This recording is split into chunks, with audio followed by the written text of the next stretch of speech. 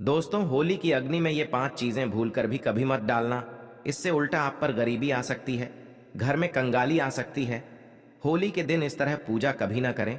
दोस्तों, पंचांग के अनुसार इस साल फाल्गुन मास की पूर्णिमा तिथि 24 मार्च को सुबह 9:54 पर शुरू होगी। यह 25 मार्च को दोपहर 12:29 पर समाप्त होगी। ऐसे में होली का दहन 24 मार्च को किया जाएगा। दोस्तों, इस बार ज्योतिष शास्त्र के अनुसार करीब 100 साल बाद होली पर चंद्र ग्रहण का संयोग बना है। 25 मार्च को चंद्र ग्रहण सुबह 10:23 से शुरू होगा, जो दोपहर 3:02 तक रहेगा। इस दिन सूर्य राहु मीन राशि में, शुक्र मंगल और शनि कुंभ राशि में विराजमान होंगे। ग्रह नक्षत्रों की शुभ स्थिति, कई राशियां लाभान्वित होंगी। दोस्तों, हिंदू धर्म परंपरा में होली का त्योहार बुराई पर अच्छाई की जीत का प्रतीक माना गया है। होली का महापर्व खुशियों और रंगों से भी जुड़ा होता है। होली की रात को दैवीय शक्तियों की रात मानी जाती है। इस दिन आसुरी शक्तियों का नाश होता है और दैवीय शक्तियों का उद्गम होता है। इससे दरिद्रता का नाश करने का, जीवन में चल रही परेशानियों को मिटाने का, दुख तकलीफ सभी प्रकार के कष्टों से छुटकारा पाने का सबसे अच्छा दिन माना जाता है। शास्त्रों में नक्षत्र विद्या में होली की रात को सिद्धि की रात कहा गया है। इस दिन नकारात्मक और सकारात्मक ऊर्जा दोनों ही बहुत सक्रिय रहती है। इसीलिए लोग सदियों से इस दिन सिद्धियां हासिल करने के उपाय करते आए हैं कि होली की रात में जो साधना क्रिया की जाती है वह बहुत ही कारगर और फलदायी सिद्ध होती है, जो कि 100% सिद्ध हो ही जाती है। इस दिन आप किसी भी देवता की साधना को सिद्ध कर सकते हैं। आज के इस वीडियो में हम आपको बताएंगे होली पर किए जाने वाले कुछ ऐसे प्रभावशाली उपाय जिनसे आप आने वाले नए हिंदू वर्ष में खुशियां ही खुशियां पाओगी। आप अपना दुख दर्द तथा कष्टों को मिटा सकते हैं। लेकिन क्या आप जानते हैं, होली पर ये 5 चीजें कभी नहीं चढ़ाना चाहिए। इससे उल्टा आप बर्बाद हो सकते हैं। वीडियो को अंत तक जरूर देखना। दोस्तों, वीडियो को आगे शुरू करें।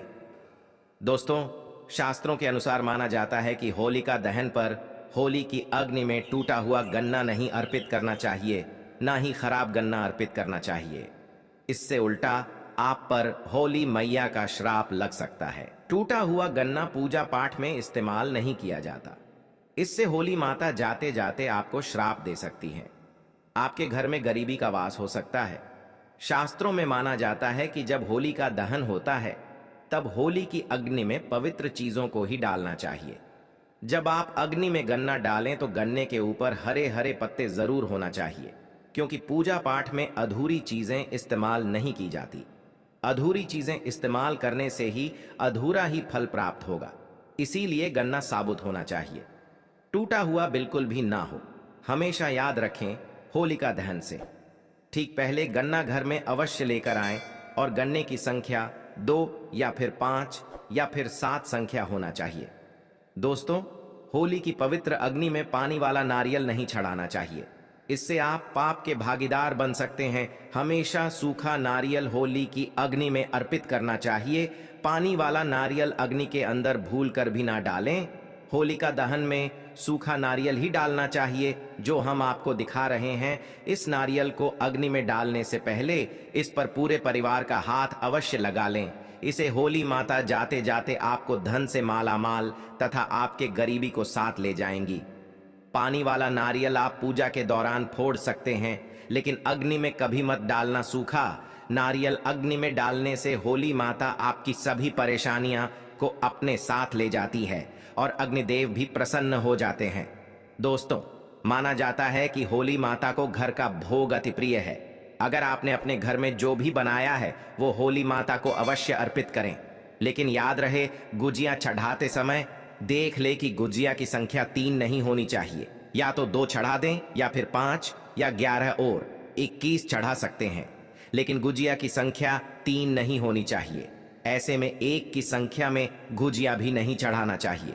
होलिका दहन में आप मिठाई का भोग लगा सकते हैं और जल अवश्य अर्पित करें। होलिका दहन में गाय माता के गोबर से बने उपले अवश्य चढ़ाना चाहिए। दोस्तों, होली की अग्नि में आप हरा चना, गेहूं की बालियां, कोई भी नई फसल अवश्य अर्पित करें। इससे आपके घर में अन्न धन की कमी कभी भी नहीं होगी। जब आप माता को बालियां अर्पित करें तो देख लें टूटी हुई बालियां ना हो, सूखे हुए पत्ते ना हो, एकदम हरी भरी होनी चाहिए। होलिका दहन की अग्नि में सूखी बालियां चढ़ाने से पाप लगता है। दोस्तों, शास्त्रों के अनुसार माना जाता है कि अगर आपको मासिक धर्म आ जाए तो ऐसे में आप होलिका दहन की पूजा किसी और से करवा सकते हैं। आप पूजा का वैसे ही पालन करें जैसे आप करते आए हैं, लेकिन मासिक धर्म के दौरान होलिका दहन के पास नहीं जाना चाहिए। आप दूर से होलिका दहन देख सकते हैं और आप किसी और से पूजा पाठ करवा सकते हैं। इससे भी आपको फल की प्राप्ति अवश्य होगी। दोस्तों, होली की अग्नि में चावल के बने पापड़ तथा कच्चे चावल अवश्य अर्पित करने चाहिए। होलिका दहन में चावल अर्पित करने से धन की प्राप्ति होती है। इससे आपके घर में जितनी भी गरीबी होगी वो सब हमेशा हमेशा के लिए चली जाएगी। कचरी पापड़ आदि होलिका दहन अवश्य अर्पित करना चाहिए। इसे होलिका दहन से पहले झूठा नहीं करना चाहिए। जो आपने कचरी पापड़ आदि बनाए हैं वो होलिका दहन की अग्नि में अवश्य अर्पित करना चाहिए। इससे आपके घर में धन दौलत की कोई भी कमी नहीं होगी। दोस्तों, माना जाता है कि होलिका दहन से पहले होली की अग्नि में गोजिया बगैर अर्पित किए नहीं खाना चाहिए। जब आप माता को भोग लगा दें तभी ही इसका सेवन कर सकते हैं और सभी परिवारों में गुजिया एक दूसरे को अवश्य खिलाना चाहिए। इससे आपसी प्यार मजबूत होता है। माता को भोग लगाने से पहले गुजिया झूठी ना करें। जब आप पूजा वगैरह कर लें तब उसके बाद आप गुजिया खा सकते हैं। हमेशा याद रखें कि माता को गुजिया का भोग लगाने के बाद कन्याओं को गुजिया अवश्य खिलाना चाहिए और दक्षिणा भी देना चाहिए। इससे नवदुर्गा तथा माता रानी जी का आशीर्वाद आपको प्राप्त होता है। दोस्तों, इस दिन गाय माता को भोग अवश्य लगाना चाहिए। इस दिन आप गाय माता को गुजिया वगैरह अवश्य खिलाएं। गाय माता को मीठा भोग खिलाने से कई जन्मों जन्मों तक पीढ़ी दर पीढ़ी राज करती कि इससे सभी देवी देवताओं को भोग लग जाता है। इस दिन कुछ करें या ना करें, गाय माता को गुजिया का भोग अवश्य लगा दें। इससे होली मैया का आशीर्वाद सदैव आप पर बना रहेगा। दोस्तों, चाहे कुछ भी हो जाए। होलिका दहन के बाद उसके अगले दिन होली की राख आपको घर में जरूर लेकर आना है और पूरे परिवार के मस्तक पर इसको लगाना है।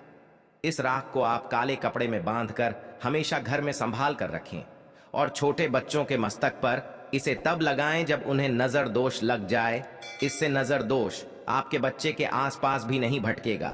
होलिका दहन की राख को आप काले कपड़े में बांधकर दुकान के गल्ले में या फिर लॉकर में रख सकते हैं। इससे पैसों में बढ़ोतरी होती है। इससे आपके धन को किसी की भी बुरी नजर नहीं लगती।